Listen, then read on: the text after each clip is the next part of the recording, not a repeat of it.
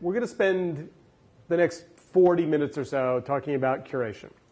And here's the good news for all of you that I promise. Every one of you has had some client, some boss, some blog post, some something sent to you in the last 3 months saying, hey, shouldn't we be doing this? And the secret is no one really knows what the hell it means. So I'm not going to give you any pat answers. I'm not going to give you a checklist of things that you absolutely have to do to curate. What I'm going to do is lay the problem out, tell you where the opportunities are, give you some best case examples of where things are going, and then open it up to a conversation. Because one of the things that I think is really important about the web and the changes that are going on in the web is we all get to make some really coherent decisions about how web content behaves in the next 5 years. And that decision's not going to be made by Google. And so hopefully some of you in the audience are going to be the people that have the vision and the passion and the creativity to be building some of those things. So I'm going to give you some, let's start by just kind of setting up the problem. So first of all, some of you are on your computer. I strongly encourage you to multitask during this presentation. Grab your phone, grab your computer, because you know what? There's nothing I hate worse than the people that check their email under the table like this. Like they feel guilty, like I gotta check, I've got this thing going on, I gotta check with my, but I don't really wanna. And guess what? That's the world we all live in. We all do it. So my Twitter handle is @Magnify. Please feel free to tweet about either what I say that's interesting or what you disagree with or other things going on in the Twitterverse that may or may not reflect this panel, because that multi-channel world is now the world that we live in, our kids live in, our customers live in, and it's only going to get more complicated. And so part of what I like to do at the beginning of a talk is just kind of give everybody the freedom to be the people that they are digitally as opposed to feeling guilty, because guilty is not a healthy emotion. So when you are online, the question is, do you feel plugged in or do you feel overloaded? And I don't know about you, but in the last 3 or 4 months, I've started actively and aggressively unsubscribing to newsletters, deleting emails without reading them, just becoming much more militant about my need to dial down the amount of input that comes to me. And you know, I think I'm a little bit of an early adopter in this, but my guess, well, here, let me ask the question. How many of you would say that in the last 3 to 6 months you've become more aggressive about tuning out, unsubscribing from newsletters? Okay, that's about 80% of the people in the room. Now, take your human hat off and put your client hat on. That's incredibly scary for the marketing world, right? Because once you unsubscribe, you are gone forever. And I used to worry, oh, if I click the unsubscribe button, I'm identifying that this is a real email address and I don't want to do that. Screw that.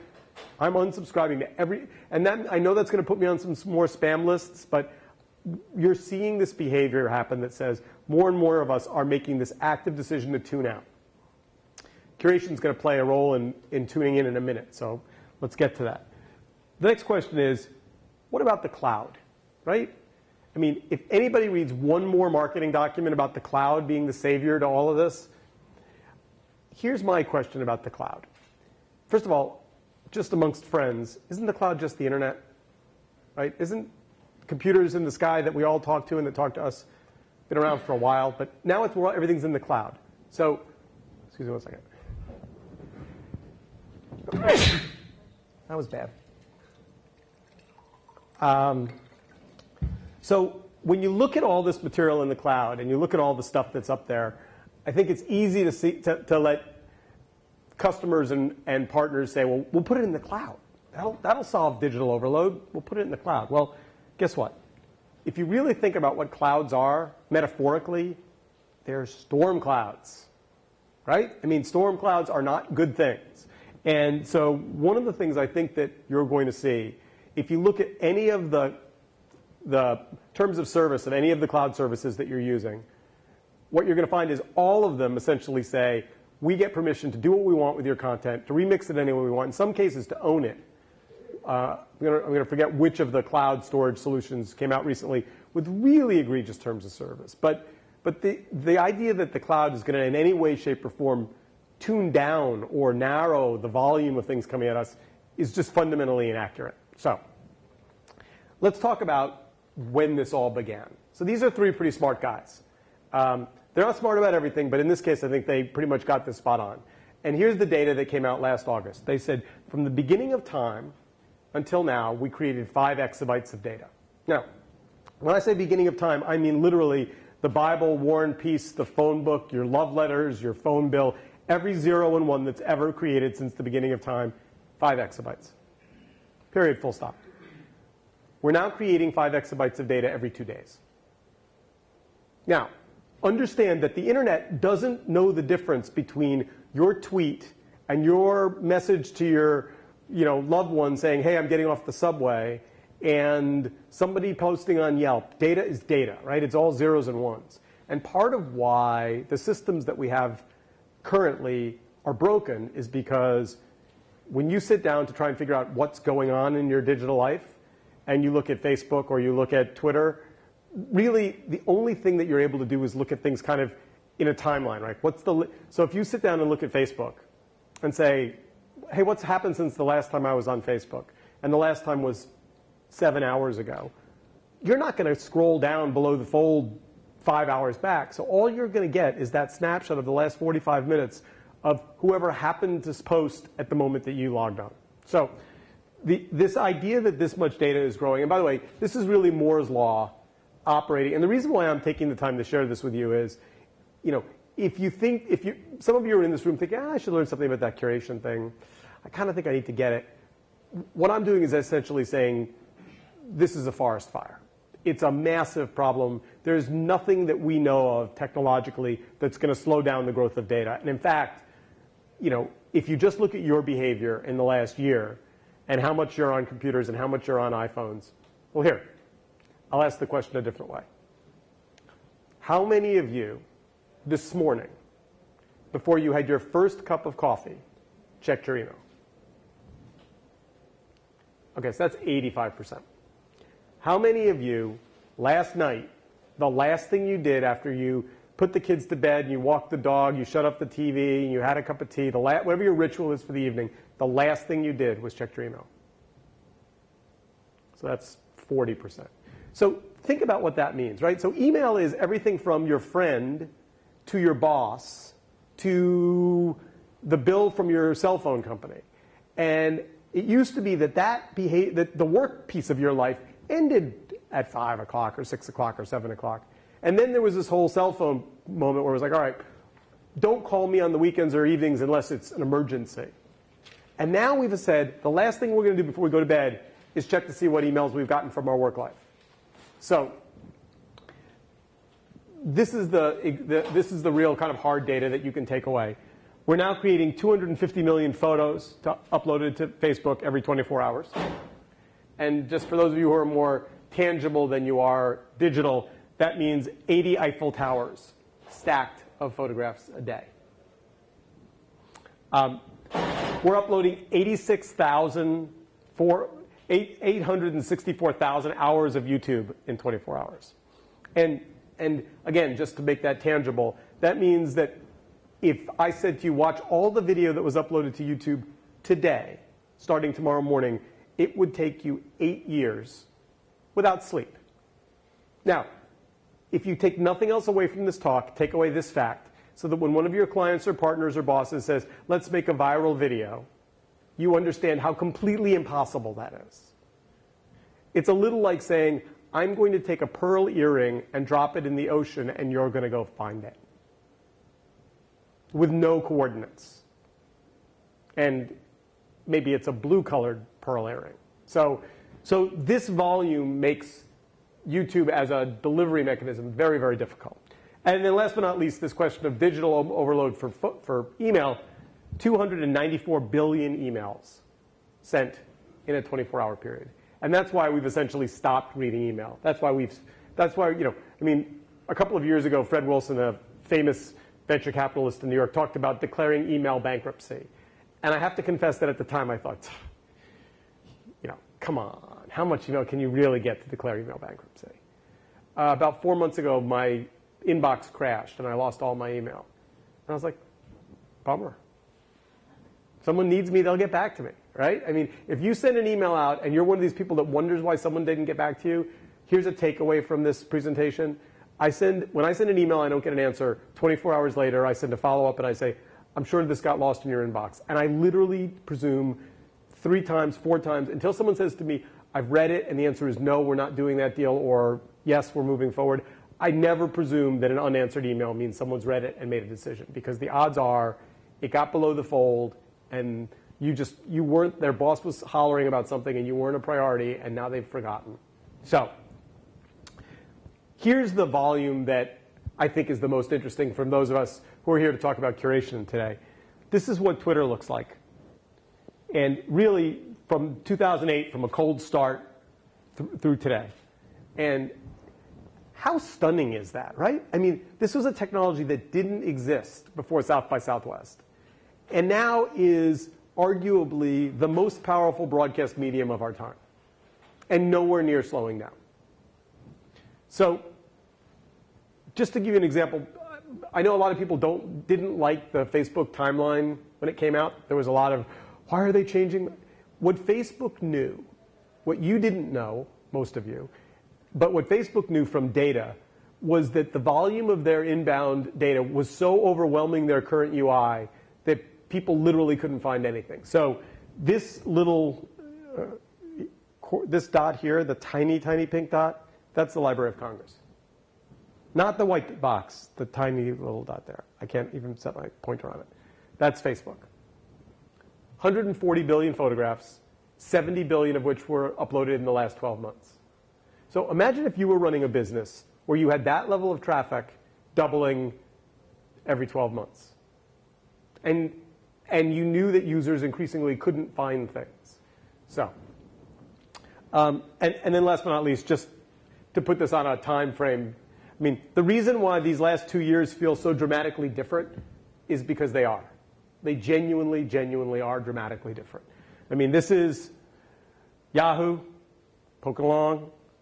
This is down here, AOL. But this is the one that matters. This is Facebook. And the thing about Facebook, and the reason why this chart is so important, is that 99.99999% of what's on Facebook you find completely uninteresting. Not just the people you don't know, but the people that are actually your friends are publishing nonsense about games you don't care about, or movie reviews that don't interest you, or information about their family that you think is too personal. I mean, it's just that it is impossible to dial down the volume of noise that's coming at you, and it's only going to get worse, which is why hopefully some of you are going to leave here today having got this religion around curation, because I do believe that what we're going to talk about is the secret sauce of how to actually stem this tide. So, before we get into some how-tos, I want to just get a little bit of level setting. How many of you are in the agency world, either on digital or content, and have clients who call you about things? How many of you are? 1, 2. How many of you are clients? No clients. Okay. How many of you are video producers who work for existing platforms?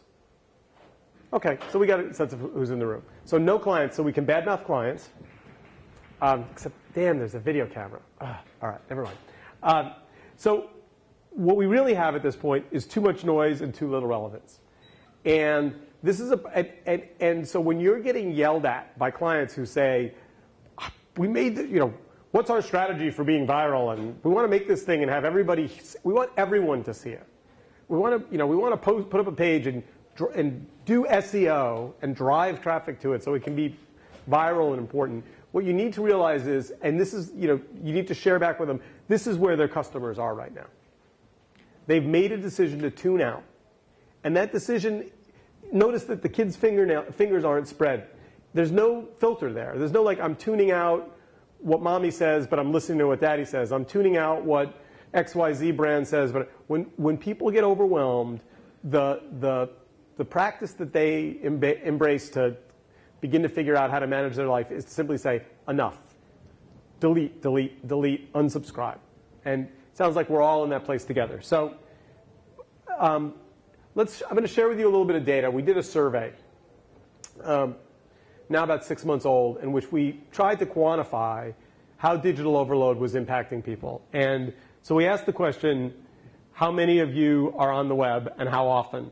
And 53% said that they were on the web from the moment they woke up until the moment they went to bed.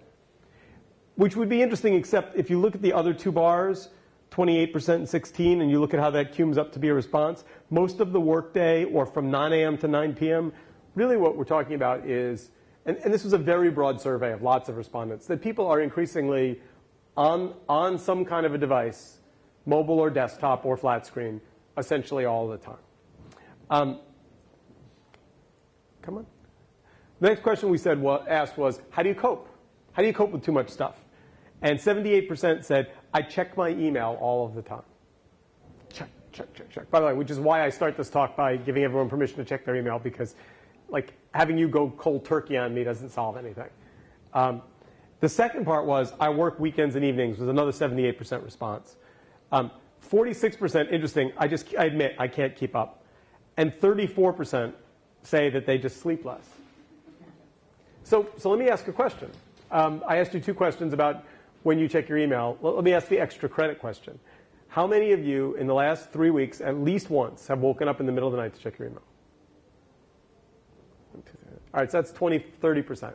So I just want to say, speaking on behalf of your mom, that's really not healthy.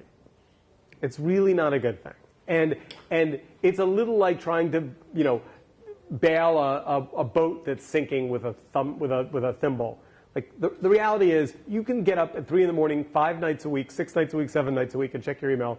A, it's not going to slow down the volume of emails coming at you. And B, my one word of personal advice, it is virtually impossible for you to get good news via email at 3 in the morning. All you're getting is somebody who's pissed off about something who's also up at 3 in the morning or on the other side of the world. Don't do it. Don't do it. Now, what's hard about that is you can say, all right, I'm going to bring my iPad to bed, but I'm just going to use it to watch video. I'm going to use it to do social networking. But then your email goes boop. And part of what I think you're going to see change and why we're going to talk about curation is people are going to start to figure out that they actually want to have a personal network that's on from 8 at night until 9 the next morning, and a business network that allows them to actually narrow their field of vision and say, you know what, for you to get through this firewall and get to me, the building really better be on fire. Like not an FYI email at 2 a.m., please. Okay. Come on. So here's the question that I think I would ask you to ask all of your customers. And I would ask you to ask your companies as well. If you were on a desert island, if your clients were on a desert island, if the customers of your clients were on a desert island, and they could bring one information source with them, would it be you? And the reason why that's an important question is we've just laid the groundwork for this, right? There's going to be this binary decision where people start to say, I'm tuning out some things. So the question is, what are the handful of things you're tuning in?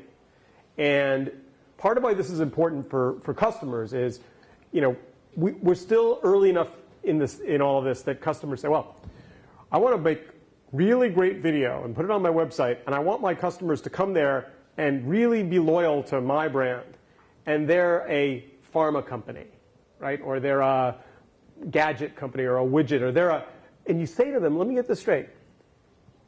Within the world of medical, Mr. Pharma Company, you want all the information doctors need to get to come from multiple different pharma websites, and you think they're somehow going to manage all of these individual nodes. And so what you're seeing, and my company Magnify is powering a bunch of these, is increasingly medical publishers realizing that the way that they're going to succeed is by being both creators and curators.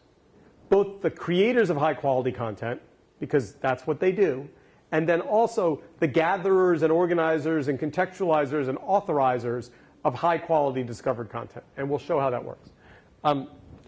I think the answer to this question, the desert island question, should haunt you a little bit. Because A, the answer is almost certainly no, right? Almost certainly no. I mean, who might you, think about it from your own perspective. Who might you take to a desert island today? Would you take the New York Times? Maybe. Would you take NPR? Fox News. There are a couple of big, and if you think about what those brands do, right, they aggregate information. They gather it from the Associated Press, and they gather it from stringers, and they gather it from their staff, and they, New York Times now brings in Talking Points Memo and lots of other things. But once you get below those great big news sites, and you think about your information diet, the truth is you probably each right now have 30 or 40 blogs you try and read. And the people who do the best job of aggregating those blogs and pulling those headlines out and organizing them are going to win. So this does not make me popular among my content creation friends, and I expect some of you in the audience will throw rotten fruit at me, but I want to just be really clear about my position on this, and then when we get to the 15 minutes of Q&A at the end, we can debate it. Content creation no longer creates authority. And the reason for that is, your client comes to you and says, we want to make awesome, we're a pharma company, and we want to make incredibly good quality content about our health issue. Okay, well, how much of a budget do you have? Well, we have $9.74. Right? Have we all been in that meeting? Okay, well, for $9.74, you can make 2 videos on a flip cam. Okay, well, let's make those 2 videos. And by the way, the budget just got cut to $8.12. So now you've made 2 videos for $4 each, or 400 or 4,000 or 400,000. It doesn't matter. You've made a small amount of content in this massively noisy sea that we set up early on. And the net is there's no way that you can make enough content as original content makers to keep up with this increasing flood of noise. It's just not possible. I mean, instead of 2 videos, you make 20, or instead of 20, you make 200. Doesn't matter. Unless the answer is 2,000 or 200,000, you're still ending up getting overwhelmed. And one example of that is, think about the soda business, right? I mean, do you think that Coca-Cola woke up one morning and said, we really, really want to make diet, lemon, black cherry, caffeine-free Coke? I mean, do you really think that that company wanted to? I mean, how many soda brands do you think Coke makes? 30? I'm going to guess 30. Well, why did they have to make 30 soda brands? Because these things happened called supermarkets.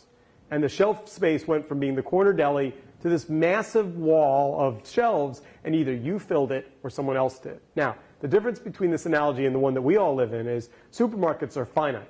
You go from a corner deli with 1 shelf of soda to a supermarket with a whole row of soda. But the web, the rows go on indefinitely. So if what you think you're going to do is create your way out of this content overload problem, the math just doesn't work. The math is upside down.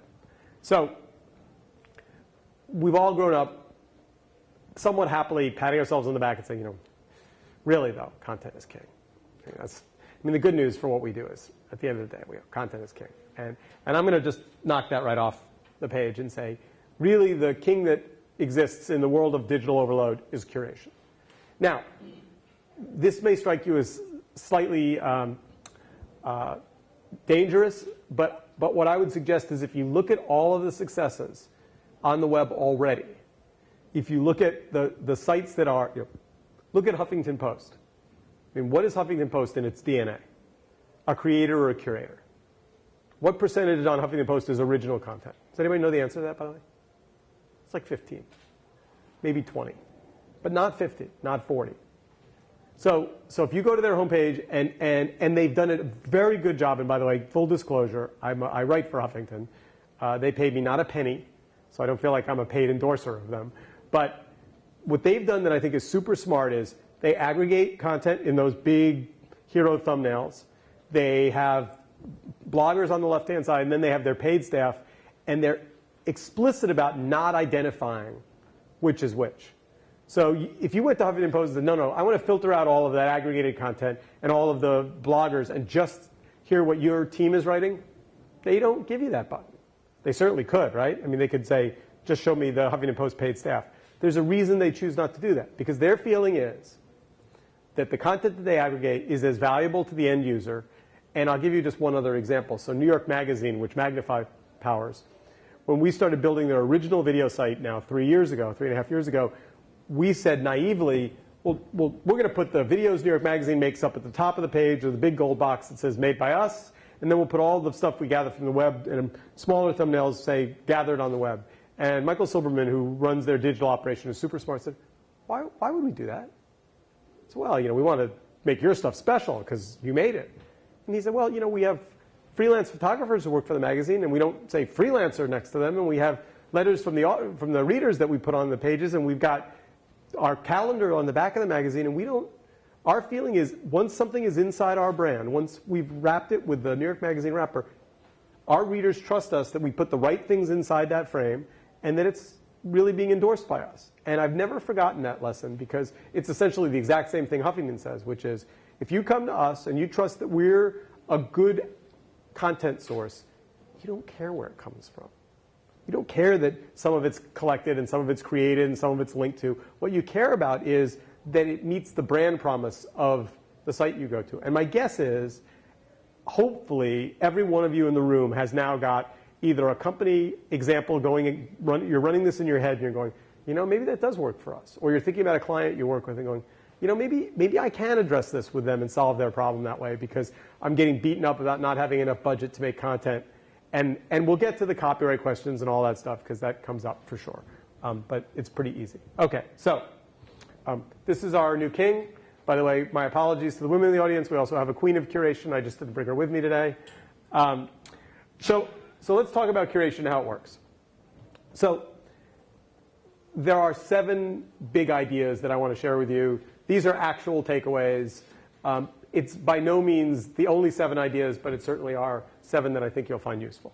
So the first is content curators bundle. They organize things.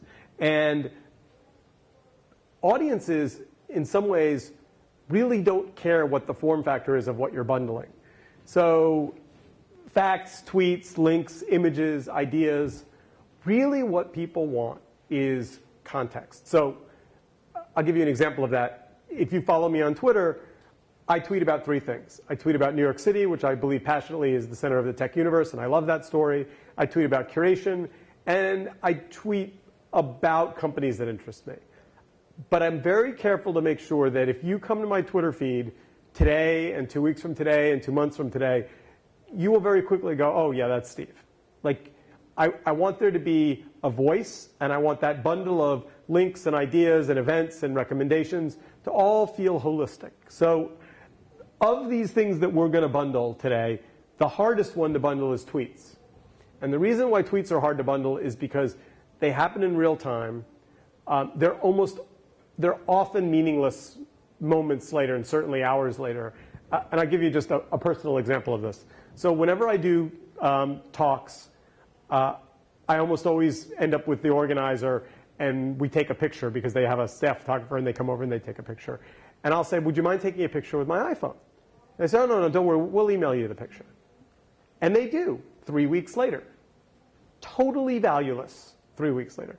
Totally valueless 3 days later. Totally useful 3 minutes later. So now I've stopped. I used to be polite and go, oh, okay, email it to me. But consistently, the professional photographer will shoot the picture and then go back and color correct it and organize it and put it in an album and send it to the client. I want to be able to tweet about that event and say, I was just in Orlando, had a great presentation, really enjoyed it. Here's the picture, click. And it matters that moment as part of the context of the fact that I checked in on Foursquare and that I'm talking about other panelists. And it doesn't matter 3 weeks later. So Twitter's super hard to curate because it happens in real time. And it's very, very hard to be the person sitting there all day long putting out fires. Now, some brands are figuring out how to do that. We'll talk about that. So the next piece is arrangement and reordering. And this is super important as well. If you're a curator, and I'll give you a perfect example of that. So we were asked now probably 2 months ago if we knew anything about a fad, or not a fad, but a diet on the West Coast called the paleo diet. The paleo diet, for those of you who have not heard of it, is really simple. Eat like a caveman. So the paleo diet it's raw meat and vegetables and rocks and grains and berries, or something like that. I actually don't know what it is. But if you go to YouTube and type in paleo diet, you get this cascade of videos of no particular origin or order. They all say paleo diet. And what we realized when we looked at that was that very quickly you could organize it into about 4 categories. people who are on the paleo diet recording testimonials or life examples, recipes, doctors hawking their book about the paleo diet, and disbelievers who were kind of poo-pooing it. Well, we built a paleo diet channel. It took us, I think, about an hour and 45 minutes. We built these verticals, and all of a sudden, we arranged and reordered content from this same collection that you could have on YouTube. We didn't add any content. We didn't add a single frame of material, but we added contextual value. We paid attention to how the tags worked. We built some playlists. Curators are essentially organizers. They're also creators, and we'll get there in a minute. But this is one of these things does not belong. Organizers. Okay. So the third thing is content curators are distributors of collections. And one of the reasons why this is a difficult talk to give to this audience is creators tend to see curation as stealing their soul. So when you talk to people who make content for a living, whether it's writers or photographers or videographers, they say, well, yeah, I used to have a great business back when all of this aggregation didn't exist, and now it's hard for me to make a living. It's like, well, that's not the curator's fault. That's the abundance problem. That's not if you went ahead and made all the curators in the world go away, you'd still have this signal to noise problem that we laid out at the beginning of the talk. So absolutely no way is curation the thing that is the enemy of creation. And so when I say here, if I took that paleo diet information and I distributed it as a Pinterest page and linked to it on Google Plus and put a Tumblr page and put it on Facebook and put it on Twitter, what I'm doing is I'm embracing the content that's made by other creators. I'm putting my arms around it, and I'm amplifying it. I'm part of the content ecosystem. So this is also tricky. A lot of times, journalists in particular say, well, I don't have a voice. I don't want to have a voice. I want to be impartial. I want to be objective. And so what we're suggesting here is that curators, in a world in which there are going to be 1,000 people curating channels about the Corvette and how to repair the 67 Corvette, your ability to be either a guy from Jersey or a California Corvette creator, like whatever how you wrap the content with your voice and your point of view and your attitude and your style and your charm and your energy is the difference between literally being a person gathering stuff up and making piles. I mean, right? If you think about what a shop is in your neighborhood, what's the difference between a great shop and a shop that looks like a bunch of stuff stacked on shelves?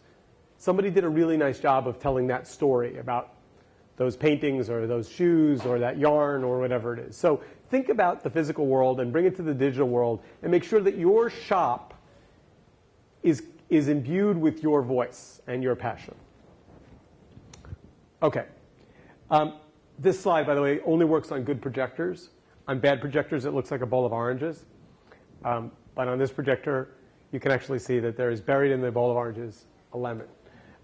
The ability to separate signal from noise is super important. And this is one of these human things that I think we all forget. Let me just ask one of you to help me out here.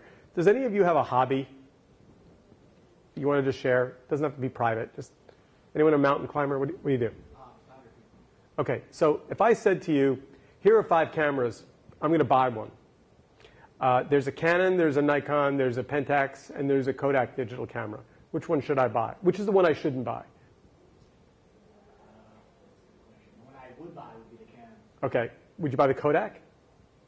Yeah, because, right, so the thing that you're able to do inherently is know that Kodak is on the verge, is in bankruptcy, and they really were never a digital camera maker. And Canon and Nikon, you could argue about the ability for humans to look at a collection of material and value them intuitively is something that an algorithm can't do. The ability to look at 20 videos and go, you know what, these 3 are great. Why? Because I can see that's made by a real person. I know that creator. It's good quality. It's got a good source. So this idea of being able to pull out of 1,000 videos, 100 that people should see, you think, I mean, and there's and I really want to bang this home because it's really important, because there's a temptation for each of us to go, well, yeah, but everyone knows that. Everyone can do that. No, Your ability to look at the thing you're passionate about, the thing that you know from your work or from your life, and say, you know what, these three folks really matter. These three ideas, these three streams are really valuable. Like, if you start doing that more and become more of a curator in photography, what you'll find is people will say, thank you so much for helping me figure out what memory card to buy, or how to frame an image. Like, the stuff that people take for granted is the stuff that's in your head. So it's super important that you be passionate about this. Which brings me to number 6, participation. Anyone who tells you that you should have a blog or a website or a content page that doesn't either have moderated comments or a Twitter feed or a link is out of their frickin' mind. If you don't, your audience is your secret weapon. They will tell you stuff. They will teach you stuff. They will link you to stuff. They will share you. Like, I think about my younger son. So my younger son is a huge fan of a YouTube celeb named Mystery Guitar Man. And he turned me on to Mystery Guitar Man, and I've spent time watching his videos. And the thing that he does is every single video he makes, he says to the audience, what do you think of this? Check this out. Comment, like me on Facebook. Here's my comment stream. Do you think I should do more like that? Like, he literally asks the audience to play it along at home. And then they do a behind-the-scenes video where they say, here's how I made this one, and he gives away all the secrets. It's brilliant. He says to his audience, I love you. I want you to participate. I want you to be engaged. Now, for some of you who have clients that maybe aren't quite as risky as that one, asking your audience to participate does not mean you have any obligation to post everything they send you. In fact, the opposite. I tell this story about a cruise line. If you go on a cruise, which I have not been on in a very long time, but I was once a long time ago, everybody brings a video camera. Everyone makes videos and photographs. 90% of those videos sit on a hard drive and never get seen by the world. The one person who has a bad experience posts that video on YouTube. This cruise sucked.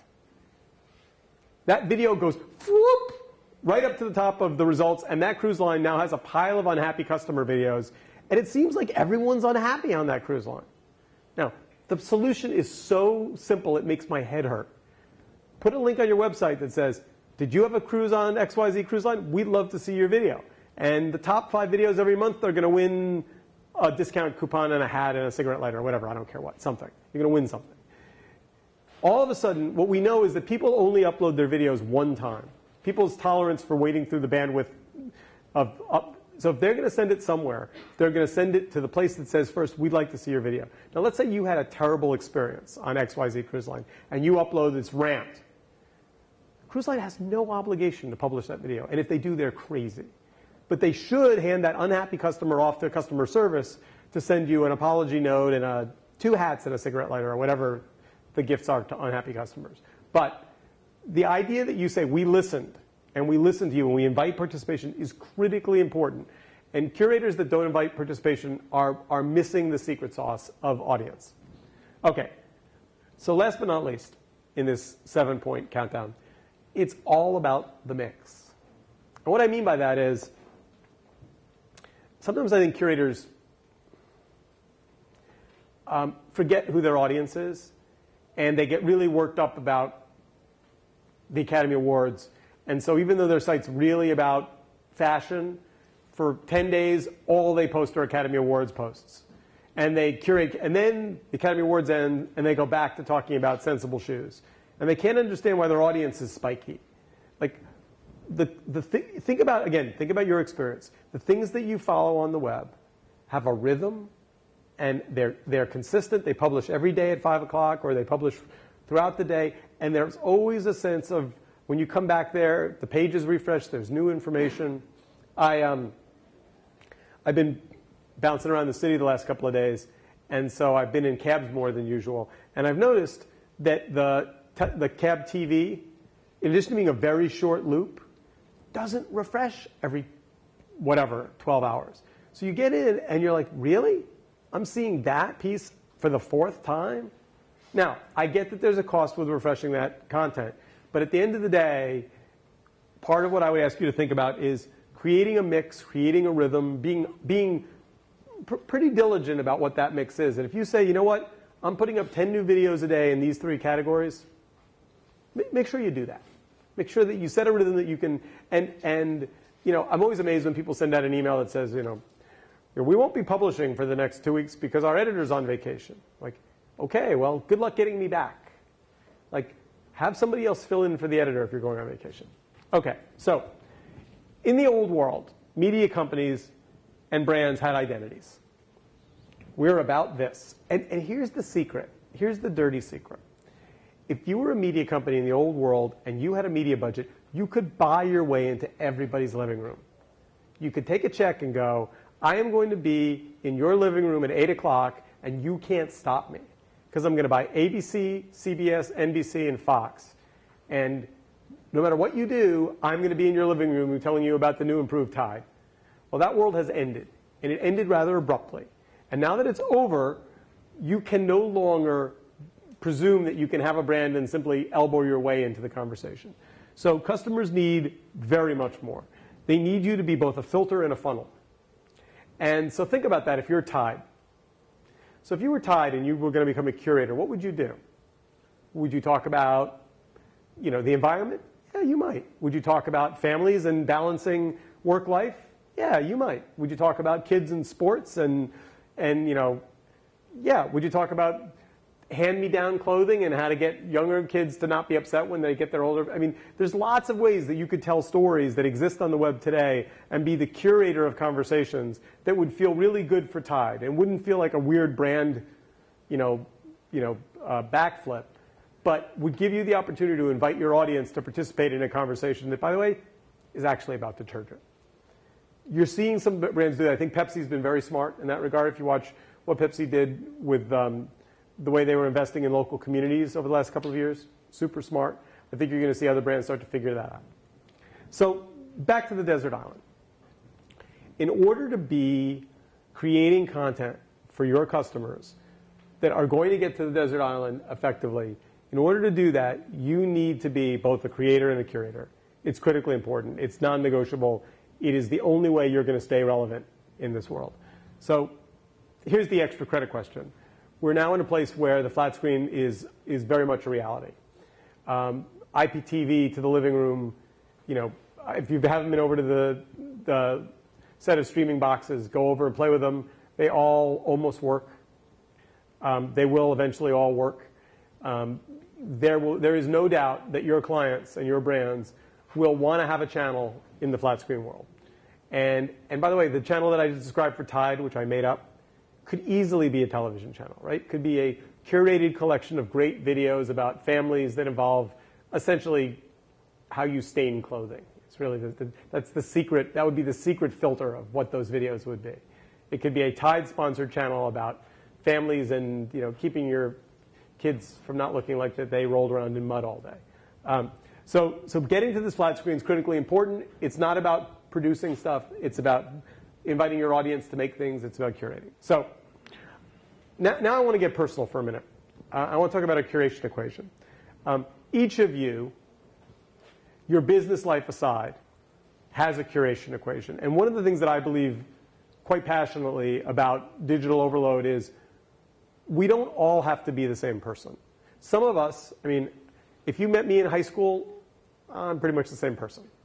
You know, we grow up, we change, our lives change, but we have personalities. And so the idea that all of us are responsible for being endlessly on Twitter and endlessly on Facebook and kind of relentlessly social doesn't fit the different kinds of humans we are. So I want you to think about what kind of curators you are. And this is maybe kind of a bit of a recap of those 7, and then we'll get into your curation equation. So first of all, you want to define quality for your members. I happen to believe that quality is a bit of a moving target.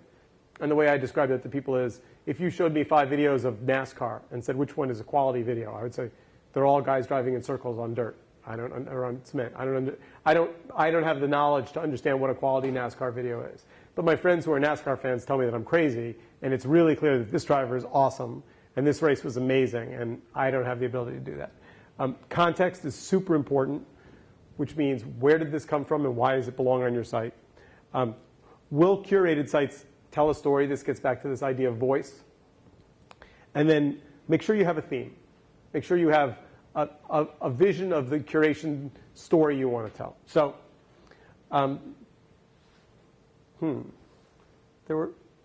pause 1 second.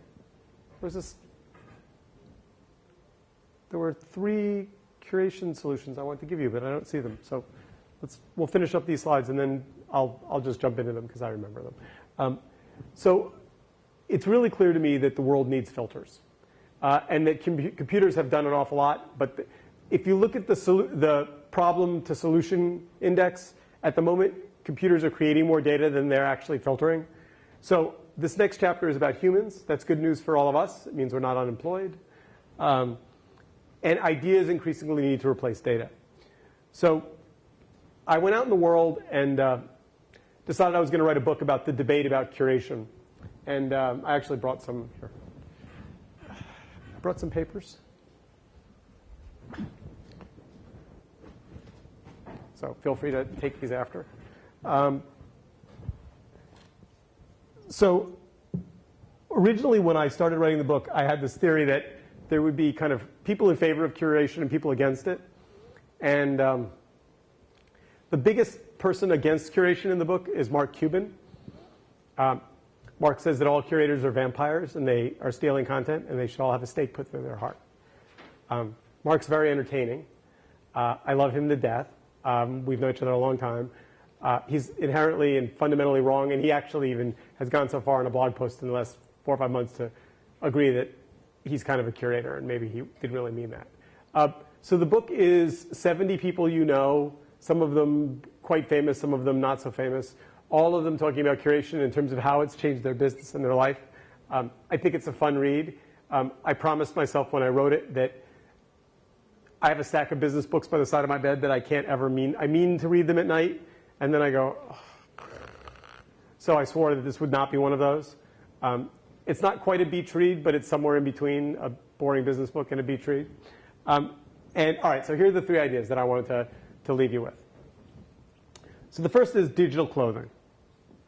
So each of us has digital.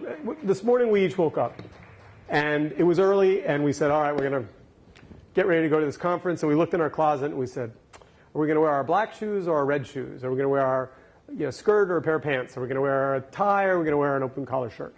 We all made the decision to think about how we're going to present ourselves to the world. And by the way, you all did a very lovely job, so congratulations. The question is, have you done as good a job digitally? When people decide they want to hear from you and they go out to look at your digital presence, what do they see? What do you tweet? Is it just about you?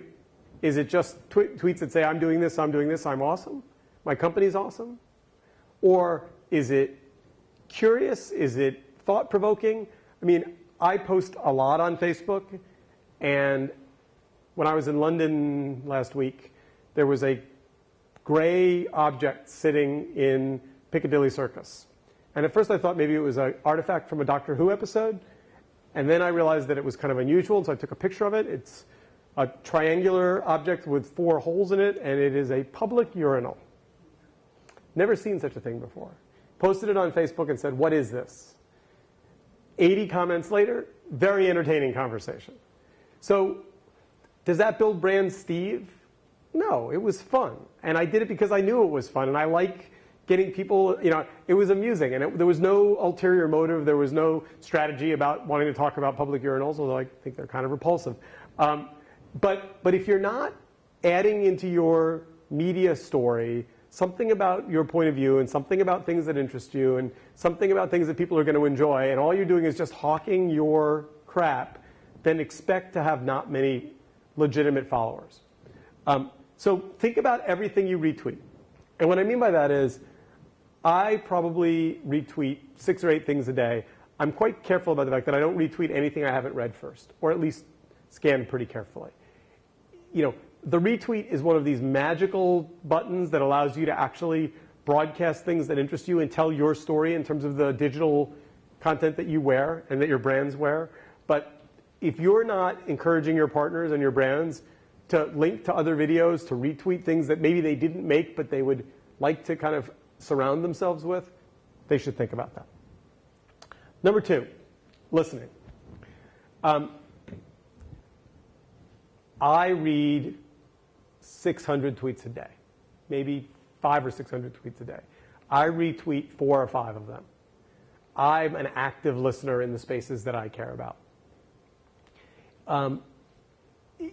Because your clients and your customers count on you to be an expert and to be knowledgeable, it's super important that you find places to tune in and to listen.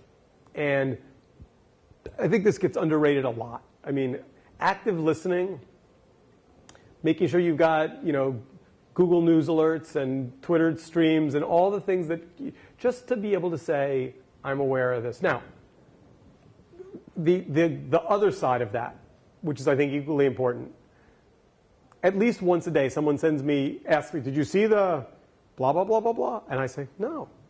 And they look at me like, really?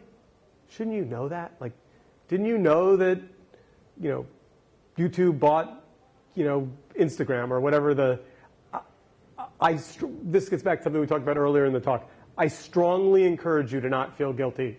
When somebody says to you, well, hey, didn't you know that XYZ company bought XYZ company? You say, no, thank you for telling me.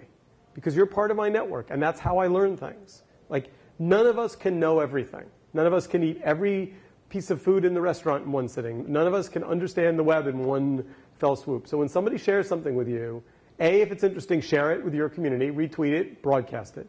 And B, never feel guilty that you don't know some piece of data. What do you mean you haven't read every book in the library? I mean, it's just not possible, so let it go. Okay. And last but not least, tools. This is not an endorsement of any of these tools, including Magnify, although I happen to like Magnify a lot. We are in the very early innings of this particular baseball game. There are lots of tools out there. There will be more tools every day. Some of them will evolve, some of them will fail, some of them will grow old. All I ask you to do is play with something. And never, again, this is a guilt thing, never blame yourself. So if you start using XYZ curation tool and you don't get it, like you just don't get it, it's just you don't enjoy it, try something else. Like, different tools are built for different companies, they're built for different workflow. Pinterest. Some people think Pinterest is unbelievable. Other people privately are like, I don't get it. It's all good. All you need to do is find the tools that feel right to you. You may be a word person, you may be a picture person, you may be a 140 character person, you might be a long form person, you might be a video person. But if you're not experimenting with some tools, you should experiment with some tools. And by the way, much like I encourage you to unsubscribe to newsletters that you find annoying, I try and use 1 or 2 new tools a month. And I don't feel guilty about abandoning them. I'm waiting for the ones that solve the problems that I have. I'm trying a new email client right now called Sparrow. I kind of like it. Makes my day a little bit simpler. I tweeted out that I like Sparrow. Doesn't solve my problem forever. Okay, so last but not least, choose your digital clothing carefully. Be careful about what you retweet, what you broadcast. Listening is more powerful than speaking. Make sure you're an active listener. And in a noisy world, customers will embrace clarity. Make sure that you're looking for tools that help them. So, in closing, we are all creators. Every one of us is making data all day long. This creates an amazing opportunity. It's also incredibly overwhelming. Those two things are not mutually exclusive. So the web is increasingly going from being a broadcast network to a human network. What does that mean for us? That means it's not Facebook, it's not Apple, it's not Google, it's not Pinterest, it's not any one company that owns the web. The web is absolutely us. Thank you very much. Happy to answer questions and talk about curation. I'm sure we don't need a mic, but I'll just open it. We have 5 minutes for questions. Is there a stick mic? Do we need one? Video, folks? Okay, we don't. Questions? I've solved all your problems. You're all curators now? Here, I'll start with one. How many of you would define yourself today, not after this talk, but just in general, as a curator? Why are you a curator? That's what my business does. So what is your business? We do interesting and very similar to what you guys do, but for enterprise clients. So for big publishers, we curate video content. What's the name of the company? It's called Rightster. It's based in the UK. Rightster. Very cool. Very cool. So add that to your list of tools to experiment with. I started trying to use Storify to curate things that I personally curate, and I haven't been able to get through any of those things that you've used. I give up halfway through. But by the way, not your fault. Theirs. I mean, seriously, I genuinely believe that, right? I mean, all right, other people. Someone else who's a curator? No? Question, go ahead. Yes. How do you prevent, or how does one prevent the proliferation of curators becoming another So we can all be curating, and then we're all curating. How is that from all creating content? So it's a fair question. First of all, we're not all going to be curators because curators, much like, the part of what changed, right, when you were in the blogging world, everyone started a blog, everybody abandoned their blog because writing actually takes work. Now everybody tweets and Facebooks, but even that takes work. The truth is curation is an effort. So people do it for a couple of reasons. They either do it because it's part of their job to be visible in a particular space, or they do it because they really like it. So if you're the curator of kids' activities on the Upper West Side of Manhattan, and you have 30 families who passionately follow you because you've got kids the same age, you know what? That might be a perfectly reasonable value proposition for you to be helping 30 other families find something to do on Saturday afternoon with their 5-year-old kids. It's not a business. It's a hobby, but it's a lovely hobby. So I do think that the answer is that there will be curators at the high level that are professional, and then there'll be friends of yours who you'll learn to follow because they know what good movies to go to. And I don't think those two things are mutually exclusive. But there is no doubt that the signal-to-noise problem doesn't get solved. It gets solved in two ways. By better collections of content that meet your needs. So if you're a skier in the Northeast and you're not a pro but you're not a hack, there's some website that's going to be organized around conditions and places you like, and you're going to say, you know what, this feels right to me. Think about the magazine stand, right? I mean, there's everything from professional skiing to family skiing and kind of a bunch of verticals in between. So I think you're going to see curators grow up to be verticalized. And then at the end of the day, I think you're going to see economics grow up around it as well. But Sorry, I know we're yeah. running out of time. You also mentioned about copyright. Like, well, can you just grab anything anybody does at any time and put it on your website and say, hey, everybody, look at this? Yeah. I mean, not to be cute about it, but I mean, generally speaking, two things have changed in copyright in the last 36 months. First of all, nobody's talking about DRM except the big mainstream publishers. I'll just give you a great example. So I wrote a blog post, I don't know, 6 months ago for Business Insider. And somebody said to me, hey, I saw your blog post on blah, blah, blah. And it was not Business Insider. And I went there, and there was a picture of me, and it said featured contributor, and there was about 6 lines of my blog post, and then a link to the Business Insider. And my first reaction was, hey, they did that without my permission. I was about to send an email, and then I went, why do I care? Like, I mean, generally speaking, the white hat version of this story is, as long as somebody has posted something that you are going to link back to, and as long as you've not taken the bulk of the content, but 20% or less, it's simply become the state of play on the web. Video is different because most people are embedding players, and as long as that player comes with an ad unit associated with it, you're just a distributor. So, time for one more question? Excellent. Thank you all very much. Happy to talk to you offline. Thanks.